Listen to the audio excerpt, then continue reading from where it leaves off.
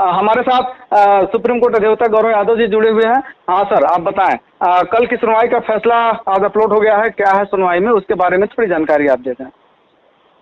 जी, कल के सुनवाई का जो मिसलेनियस एप्लीकेशन नंबर 640/2020 इन SLP सिविल नंबर 14621/2019 के साथ जो कनेक्टेड SLP थी और उसमें कनेक्टेड मिसलेनियस एप्लीकेशन थे और उसमें हमारे द्वारा जो है, हमारे जो एडवोकेट ऑन रिकॉर्ड है कुरमा जौहरी द्वारा और भी एडवोकेट ऑन रिकॉर्ड के द्वारा जो इंटरलोकेटरी एप्लीकेशन या इंटरवेंशन एप्लीकेशन फाइल की गई थी उस पर सुनवाई थी। तो उसमें सबसे पहले जो सबसे महत्वपूर्ण बात है, माननीय जस्टिस यू ललित, माननीय जस्टिस विनीत शरण के बाद लिखा है बाई कोर्ट इट मोशन कामा एवार, मनो कोर्ट ने अपने स्वतः संज्ञान इसको कह सकते हैं लेकर उसको लगवाया गया है, या टेक्निकल टर्म है तो इसको सीधे सीधे भाषा में कह सकते हैं कि कोर्ट इस केस को लगवाया। अब दूसरी बात है कि अधिवक्ताओं का नाम दे दिया गया है और इस 3 पेज के आदेश में माननीय कोर्ट ने क्या कहा है, मैं अपने बहुत ही विद्वान शिक्षा मित्रों को एकदम एज इट इज बता देना चाहता हूँ कि वो किसी प्रकार की गलतफहमी में या गफलत में न रहे। तो मैं वो अंग्रेजी पढ़ दे रहा हूँ, उसके पढ़ने के बाद फिर आप लोगों को जो है उसका हिंदी बता दूंगा। पेज नंबर 3 पे माननीय कोर्ट ने लिखा है, upon hearing the council the court made the following order, SLP civil number 14621/2019 and other connected matters was disposed of by this court's order dated 16 January 2020. The registry has placed the matter along with the office report indicating that certain applications for imprisonment plus intervention were pending when SLP civil number 14621/2019 etc. were disposed of, but no order were passed in respect of those applications. It is directed that all the applications for imprisonment intervention stand disposed of in the light of the order dated 16 January 2020 passed by this court. Miscellaneous application number 640/2019 and 641/2019 stand disposed of accordingly. Miscellaneous application number 679/2020, since the learned counsel who has filed this miscellaneous application is not available through video conferencing, let this application be listed sometime in the second week of August 2020 before the appropriate bench. ये माननीय supreme court के आदेश का operative part है। अच्छा। अब इसका मूल भाव मैं बता दूं कि 16 जनवरी 2020 को जितनी भी इम्प्लीमेंट एप्लीकेशन थी उसको अलाउ किया गया था, अर्थात जो बची इम्प्लीमेंट एप्लीकेशन रह गई थी और उन इम्प्लीमेंट एप्लीकेशन जो बची थी हमारी जो है मेरे द्वारा दाखिल की गई थी, ज्यादा से ज्यादा मेरे ही एप्लीकेशन थी, वो भी अलाउ हो गई है। तो जो मेरे द्वारा शिक्षा मित्र याची बने थे उनको वही अधिकार प्राप्त हो गया है जो भोला प्रसाद शुक्ला याची वादी बनके किए थे। अब आपको सुप्रीम कोर्ट में किसी बात में संबंधित, जैसे अभी एक मिसलेनियस एप्लीकेशन राज्य सरकार के हरीश पांडे द्वारा दाखिल की गई सुविधा सिंह में कि भाई उसमें आदेश को कीजिए, उसमें 37 पन्ने के जो आपका आदेश है उसमें भोला प्रसाद शुक्ला की केस की सारी केस को उसमें डिटेल दिया गया है। अब यह कहने का मतलब है कि शिक्षा मित्र जो है वो सोच रहा है कि मेरी केस नहीं है, ये तो सुपर टेट वालों की केस है, स्नातक स्नातक वाले थे कि ये तो 40-45 वाले के केस है, हम क्यों लड़े।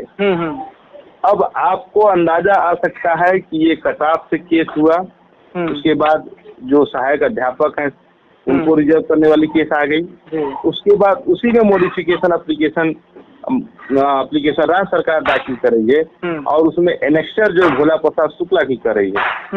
तो आप अब समझ सकते हैं पे वैरायटी मामला आ गया। जितने शिक्षाविद स्नातक और प्रशिक्षित उनका केस बन गया ये। जितने समायोजित और समायोजित या लोग हैं जिनका कम नंबर है जो आंसर के वाला इशू आ गया। तो मेरे कहने का मतलब है कि ये समय शिक्षा मित्रों के लिए, जैसे कभी जब ये आपका मेन केस डिस्मिस हुआ था बेचन जी, तो हमारे पास ऐसे ऐसे लोग आते थे कि साहब किसी तरह से जो केस को माननीय कोर्ट के सामने रख दीजिए ताकि हम अपनी बात को रख सकें। हाँ सही, बिल्कुल सही बात है। हमने अपने संगठन के जिम्मेदार पदाधिकारियों से कहा है और मैं आपके माध्यम से भी कहना चाहता हूँ कि राज्य सरकार के पास कितने शिक्षा मित्र किन किन परिस्थितियों में है इस प्रकार का डाटा नहीं है। एक शिक्षा मित्रों का बहुत समय से केस देखने के नाते मेरी भी जिम्मेदारी बनती है कि कम से कम शिक्षा मित्रों से न्यूनतम पैसा लेकर, मैं अधिकतम की बात नहीं करता हूँ, न्यूनतम पैसा लेकर उनका डाटा मैं माननीय सुप्रीम कोर्ट में दाखिल कर दूं कि हमारा शिक्षा मित्र कैसा है, वो हाई स्कूल पास है, इंटर पास है, स्नातक है, DBTC है, उसके बाद भी जो MA है, उसके बाद जो एडिशनल उसके पास एजुकेशन है, उसके पास फ्रीडम फाइटर वाला कोटा है, उसके पास हैंडीकैप्ट वाला कोटा है, वो कुछ लोग विडो हो गई हैं उनका कोटा है, कुछ लोग शिक्षा मित्र मर गए हैं, उनके परिवार की स्थिति का क्या स्थिति है। मैं एक चार्ट बना रहा था और निवेदन कर रहा था कि इसको ऐसा कीजिए कि ब्लॉक लेवल के लोगों से इकट्ठा कराकर एक एक्सेल शीट में बनाकर माननीय सर्वोच्च न्यायालय में दे दिया जाए तो देखा जा सकता है कि कितने लोग आपके 40-45 सहायक अध्यापक भर्ती परीक्षा 19 और 20 में कितने लोग बैठे हैं, कितने लोग पास हुए हैं, उनका कितना नंबर है। तो जिस दिन हम डाटा देने की स्थिति में रहेंगे मैं समझता हूं कि उस दिन शिक्षा मित्रों का केस मजबूती से आ सकता है। राज्य सरकार का अधिवक्ता करेंगे हमारे पास कोई डाटा तो नहीं है। आप देखे होंगे न्यूज में भी लिखा हो गया है डाटा से कोई डिस्टर्ब नहीं किया जा रहा है, कभी कहना 33 है कभी 32 है। तो ये एक बात है, ये आप मेरे लोगों तक या शिक्षा मित्रों तक मेरा संदेश पहुंचाने के लिए आपका माध्यम बहुत उचित मुझे प्रतीत होता है। इसलिए मैं व्यक्तिगत रूप से शिक्षा मित्रों से कहना चाहता हूँ कि आप किसी भी टीम में हो, आप किसी भी संगठन में हो, आप किसी भी ग्रुप में हो, आप किसी भी विचारधारा के हो, आप किसी भी पार्टी के साथ समर्थन रखते हो, इन सब से उठकर कम से कम अपना डाटा, अपनी बात, अपनी जानकारी अगर सुप्रीम कोर्ट में आप रखवा देते हो तो आने वाला समय, क्योंकि जो भी केस लड़ा जा रहा है, जो भी आदेश पारित किया जा रहा है, उसकी वो बाद में नजीर बनती जा रही है। लोग पहले भोला प्रसाद शुक्ला में मुझे आप पूछे देख रहे थे कि जो जुलाई का महीना ही था कि कितने लोगों ने कहा था कि गौरव यादव केस को खराब कर देंगी, उनकी भाभी हैं और ये केस को खराब कर देंगे, जीतने वाले हैं। लेकिन बहुत दुख के साथ कह रहा हूँ उन्हीं लोगों के वकील जो है कल नहीं उपस्थित थे कोर्ट में। हम खराब करने वाले थे। मैं कल आजमगढ़ में था और हमारे वकील साहब के चैम्बर था, मैं अपने गाड़ी से आया था, मुझे बस पकड़ के आनी थी, ट्रेन नहीं चल रही थी। तो मैं रास्ते में अपने मेरे पुराने दोस्त कृष्णानंद के पिताजी थे, श्यामराज यादव जी है, उनके चैम्बर में जल्दी से बैठा और वहीं से लोगों के अपनी बात को रख दिया। मैं जिसको कहते थे कि आप केस बिगाड़ने वाला, वो आपको जो है जो लोग मेरे साथ आए उनकी आयु को अलाउ करा दिया। जो लोग कह रहे थे कि हम केस बिगाड़ देंगे, उनकी केस को बिना सुने ही माननीय सुप्रीम कोर्ट ने डिस्पोज ऑफ कर दिया। ये अंतर होता है, ये अंतर होता है बेचन जी। जी जी जी अभी भी समय है। जी जी, अब एक चीज बता दीजिए, जैसे कल के सुनवाई का फैसला आ गया है, आप उसको देख रहे हैं, उसमें क्या अच्छी बात है और इसकी अगली सुनवाई कब है, इसके बारे में थोड़ी देखिए। जो अच्छी बात यह है कि 16 जनवरी के आदेश के आलोक में या प्रकाश में सारे एप्लीकेशन को उन्होंने अलाउ कर दिया जी। बुरी बात यह है कि उसमें जो एप्लीकेशन 640 मॉडिफिकेशन के लिए फाइल किया गया था, 640, 641, उसको डिस्पोज ऑफ कर दिया, उसको मिससाइड कर दिया गया है जी। और जो एक एप्लीकेशन नंबर थी 6/7/2020 जो है उसके लिए उन्होंने एक डेट, उसकी स्टेटस दिखाई दे रहा है हमारे कोर्ट में, कंप्यूटर के सामने देख रहा हूँ। तो जो कोर्ट का टेंटेटिव केस में भी listed unlikely to be listed जो है 10 अगस्त 2020 दिखा रहा है। 10 अगस्त, हाँ 10 अगस्त 2020 दिखा रहा है। आदेश का ये बात है, और वो भी एप्रोप्रिएट बेंच के सामने लगेगा। अच्छा, सामने का मतलब एप्रोप्रिएट बेंच ललित साहब ही इसको डिसाइड किए हैं, तो उन्हीं के सामने लगेगा। हाँ हाँ हाँ। चलिए ठीक है, और कोई बात रह गई हो तो उसको आप बता दें। बात तो बहुत सी कहनी थी आपसे, जो है फैसले से संबंधित, फैसले से संबंधित है। तो अब मैं कहना चाहता हूँ कि अभी राज्य सरकार की केसेज हैं, सारे केसेज हैं, सभी प्रज्ञावान शिक्षा मित्रों से मैं कहना चाहता हूँ कि मेरी बातें को विश्वास मत करना।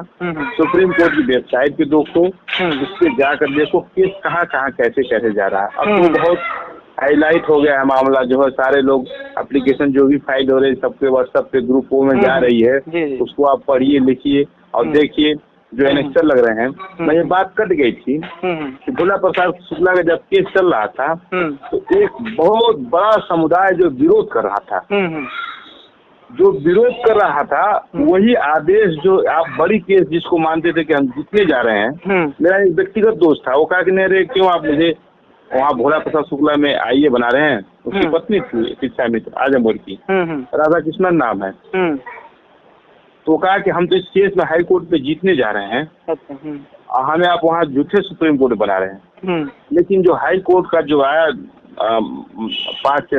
6 जून का आया था ना, उस फैसले में को भोला प्रसाद शुक्ला के आलोक में डिसाइड कर दिया गया था उसको। अब राज्य सरकार को भी वही चीज मिल गई है कि भोला प्रसाद शुक्ला की केस में माननीय सुप्रीम कोर्ट ने ये बातें कही हैं।